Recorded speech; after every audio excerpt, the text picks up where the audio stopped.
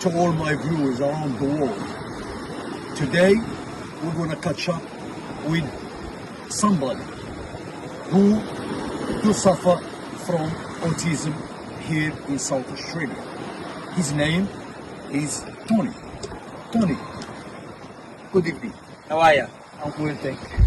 How are you feeling? Relaxed? Relaxed. Can you explain to us what the autism is? Autism is something that you're normally born with.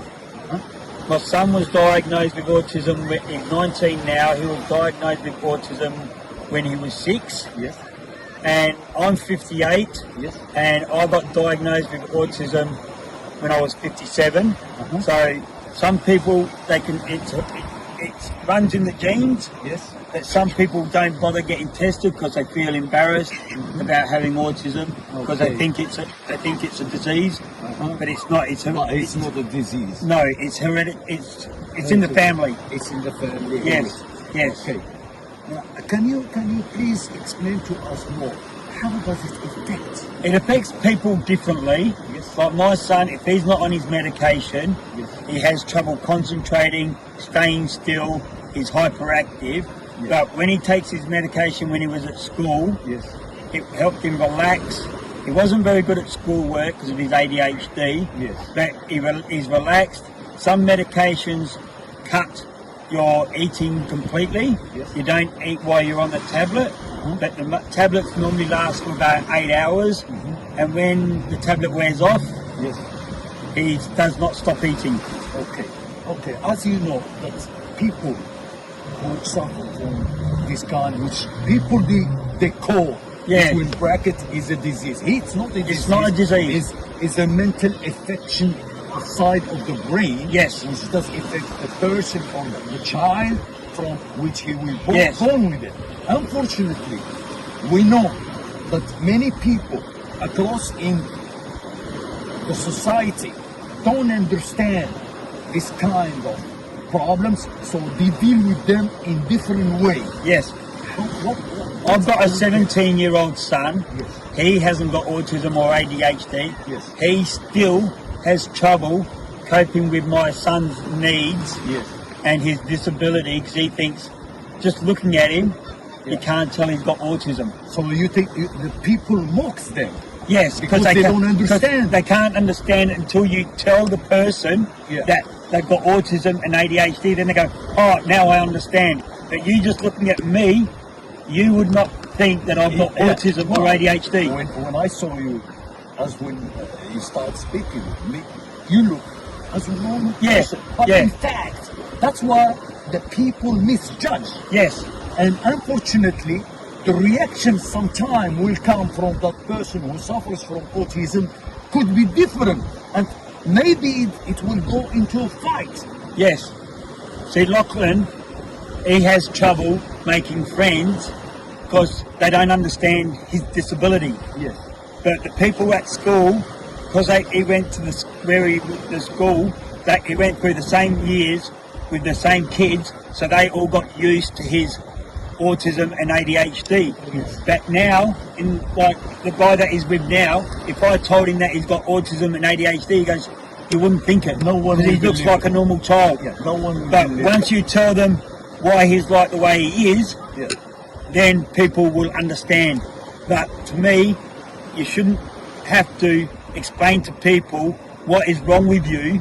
They should take you for who you are, not for what you got. That's right. That's right. There is another thing which, when we did our research regarding the autism, we have discovered when we spoke to parents, for example, in overseas, in countries, when they are not really looked after, they said that this kind of disability makes the parents more poorer because they cannot really, what we call it, access psychologists. They cannot access medication because they are poor, and they become more poorer because the person with this kind of disability need a lot of time. But there is a company in Australia, I don't know whether it's worldwide, called the NDIS. That's right. That's what I'm applying for, and my son's had NDIS help since he was 6. Yeah. And the medication that he's on, if I had to pay for full price, You can't afford it. it's nearly $2,500 a month. So you can't afford it. So That's- because yeah. I'm on Social Security benefits, Yeah. I get it because it's part of the. For a fraction of I of get the it for price. about $7. $7. Yeah, Oh, but so- if you didn't have the oh. government benefits, you'd be stuck. So we are lucky here in Australia Yeah. that the government really Subsidises it. subsidizes and also look after these people with Yes. this kind of disability. If we looked at it in overseas, I get a lot of calls from overseas where the parents are complaining to me and saying, hey, that the government in those countries, they don't look at this section of people. So that's why they are suffering. They can't afford medication, Nah. they can't afford the doctors. So what's your advice to other people in overseas to do? For example, as you know, that they need to get in touch with specialist people, especially with the psychologists or psychiatrists, to really help them See, cope with the life. in Australia, when I got my my psychiatrist came to see me. I don't know whether they do it overseas, but you can get a government grant, Yes. and I got free You psychologist got support. access. You got free access to see Yeah, them. I Yes. got free access because I got a government grant. That's great. So But I if- had to go through a lawyer, which was free legal aid service in Australia. I Yeah. don't know whether they do it around Australia, but in Adelaide, I got free legal service, and then she applied for a psychiatrist. Yeah. They gave me my report, yeah. and they didn't have to pay for it because it was a government grant. So I don't know. So anybody that's overseas, just ask your government whether they can get it subsidised. but those people in overseas which I spoke with, their government, they have no program for them. So most of those kids, there are some of them, they can't even access the bus, Yeah, free bus. They No. cannot. They cannot access even the medication is so expensive. Yeah. They are mocked in the streets. yeah. So we are lucky here in Australia. See, in Australia, he gets what they call a companion card, Yes. and he can go most places. It's either he pays for it to get in, Yeah. or the other person pays for it to get in. Okay.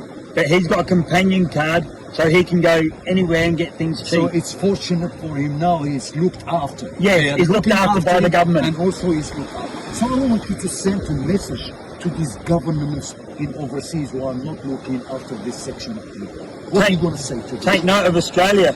If you had trouble overseas, come to Australia, live here and get government help. But if they can't, are we talking about those Government. people who cannot come to Australia? But what are you going to say to them, those governments? How they should look You should always help you should help the people that are needed, because they're the ones that are going to suffer in the long run. If you don't help them, they're going to think, well, what's the point of living here if my government can't help me survive in the country that I'm in? Here we are. So what we are saying to the government of Akhanush and the government also to countries like the government run by Akhanush, we're saying to them, Fear Almighty Allah, for those people who cannot need to access medication, they cannot access the psychologist, they cannot access, you don't have no program for them. So till when? Till when? Those people are in need. You're supposed to really give them some assistance so at least they can help themselves